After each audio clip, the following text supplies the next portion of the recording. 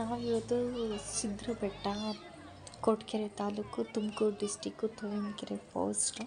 ಅಲ್ಲಿ ಲಕ್ಷ ದೀಪೋತ್ಸವ ಇತ್ತು. ಸೊ ನಾವು ನೈಟ್ ಹೋಗೋದಕ್ಕಾಗಲ್ಲ ಅಂತ ಹೇಳಿಬಿಟ್ಟು ನಾನು ಬೆಳಗ್ಗೆನೇ ಹೋದೆ.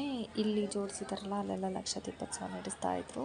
ಸೊ ಮೊದಲಿಗೆ ತೋರಿಸಿರೋ ಅದು ದೀಪನ ನಾನು ಹಚ್ಚಿದ್ದು. ಸೊ ಈ ಥರ ಎಲ್ಲ ದೇವಸ್ಥಾನ ಇದೆ ನೋಡಿ. ವಿಶೇಷ ಕಾರ್ತಿಕ ದೀಪೋತ್ಸವಕ್ಕೆ ಸ್ವಾಗತ ಅಂತಲೂ ಕೂಡ ಮೆನ್ಷನ್ ಮಾಡಿದ್ದಾರೆ. ಇದೆಲ್ಲ ಡೆಕೋರೇಷನ್ ಮಾಡಿದ್ದಾರೆ ನೋಡಿ. ಬೂದಗವಿ ಶ್ರೀ ಸಿದ್ದೇಶ್ವರ ಸ್ವಾಮಿ ದೇವಸ್ಥಾನ ಅಂತ ಹೂವು ನೋಡಿ ಡೆಕೋರೇಷನ್ ಮಾಡೋದಕ್ಕೆ. ಸೊ ಇಲ್ಲೆಲ್ಲ ಜನ ನಿಂತಿದ್ರು. ಈ ಕಡೆ ಎಲ್ಲ ಕಾಯಿ ಹೊಡೆಸ್ಕೊಳ್ಳೋದಕ್ಕೆ.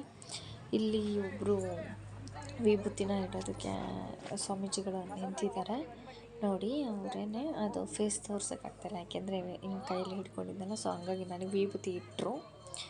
ವಿಭೂತಿ ಇಟ್ಟಿದ್ದಾದ ಮೇಲೆ ಕಾಯಿ ಹೊಡೆಸ್ಕೊಬೇಕಿತ್ತಲ್ಲಿ. ಇನ್ನೇನು ಬಿಡು ಅಂತ ಹೇಳಿ ಸುಮ್ಮನೆ ಬಂದೆ. ಅದಾದಮೇಲೆ ಪೂಜೆಗಳ ವೀಡಿಯೋ ಮಾಡೋಕ್ಕೆ ಆಗಲಿಲ್ಲ ದೇವಸ್ಥಾನದ್ದು.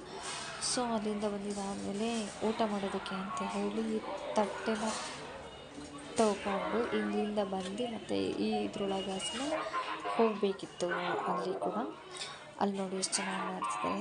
ಇದನ್ನು ಸ್ವೀಟನ್ನು ಸ್ವೀಟ್ ತಿನ್ನೋದಿಲ್ಲ ಅಂತ ಹೇಳಿದೆ. ಸರ್ ವಾಪಸ್ ಎತ್ಕೊಂಡ್ರು, ಹಾಗೆಯೇ ಬೇಡ ಅಂತ ಅಂದಿದ್ದಕ್ಕೆ. ಇವರೆಲ್ಲ ಬೂದಗವಿ ಶ್ರೀ ಸಿದ್ದೇಶ್ವರ ಸ್ವಾಮಿಗಳು. ಇವರು ಪರ್ಸ್ನಲ್ಲಾಗಿ ಮಾಡಿರೋದು ಇರಬೇಕು ಅಂತ ಅಂದ್ಕೊಂಡಿದ್ದೀನಿ. ದಾಸೋಹನೂ ಡೈಲಿ ಇರುತ್ತೆ, ಹಾಗಾಗಿ ಸೊ ಇವರು ರಿಲೇಟೆಡಾಗಿ ಮಾಡ್ತಾಯಿದ್ರು. ಸರ್ ನೀವು ಫೇಸ್ ತೋರಿಸಿ ಅಂತ ನಾನು ಕೇಳ್ತಾ ಇದ್ದೆ. ಸ್ವೀಟ್ ಹಾಕ್ಸ್ಕೊಂಡಿಲ್ಲ ಅಲ್ಲಮ್ಮ ಅಂತ ತಾತ ಕೇಳ್ತಾಯಿದ್ರು. ಸೊ ನಾನು ತಿನ್ನಲ್ಲ ಸರ್ ತಾತ ಅಂತ ಹೇಳ್ತಿದ್ದೆ. ಮತ್ತು ಹಾಗೆ ಹೀಗೆಲ್ಲ ತೋರಿಸ್ತಾಯಿದ್ರು. ಮತ್ತು ಅವ್ರದ್ದೆಲ್ಲ ಸ್ವಲ್ಪ ವಿಡಿಯೋ ಮಾಡಿಕೊಂಡು ಹೀಗೆ ಮುಂದಕ್ಕೆ ಬಂದೆ. ಅಲ್ಲೆಲ್ಲ ಜನಗಳು ನಿಂತ್ಕೊಂಡಿದ್ರು, ಪಾಪ ಆ ಕಡೆಗೆಲ್ಲ ಕೂತಿದ್ರು. ಹಾಗೆಯೇ ಸರಿ ಎಲ್ಲ ಊಟ ಆಯಿತು. ಆಮೇಲೆ ಕಡಲೆಪುರಿ ತೆಗಿಬೇಕಲ್ಲ.